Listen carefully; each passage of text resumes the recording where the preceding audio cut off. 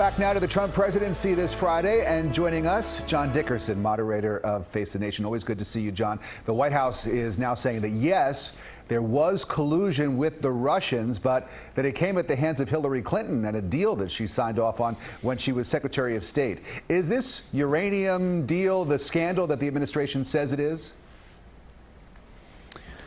Well, we don't know. So the deal, it's a little bit complicated here. And it was a deal in 2010 when a company, a Russian-backed uranium company, bought a Canadian company that had ownership rights of uranium mining interests in the United States. That deal had to be signed off on by 9 U.S. agencies, including the Nuclear Regulatory Commission. The State Department was one of them. Hillary Clinton, there's no evidence she was a part of the decision-making.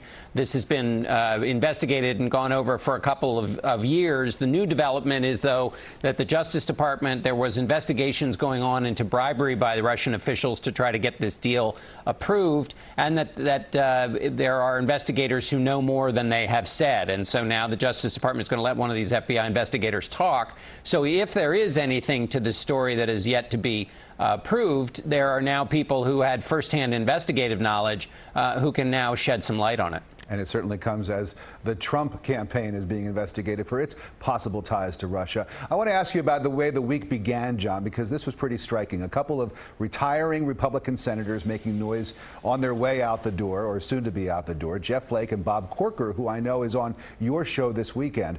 Are these isolated voices criticizing the president of their own party isolated, or are they the start of something bigger?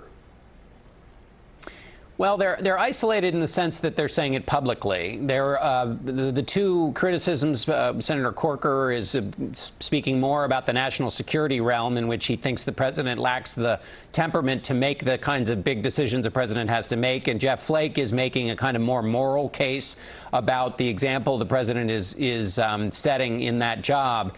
You hear that from other senators in the Republican Party, but no one is saying it publicly. And in fact, they are cheering and applauding and standing behind the president forcefully because they support the proposals that the president is putting forward on tax cuts and health care and so forth. So the agenda is more important to those Republicans than assessing these questions of national security competence or the moral questions that are raised by Senator Flake. You mentioned tax cuts. Real quickly, John, where are we on tax reform, something so important for the Republicans? A big boost for that effort this week as the House Republicans ratified the Senate budget. That means they can get right to the question of taxes. They'll be debating it all through November. It's quite fuzzy what the plan actually is, but now they can get to the business of actually trying to write the legislation. That will have a lot of back and forth, but at least they're at that process point, and they had to clear a few hurdles to get to that. So there is progress.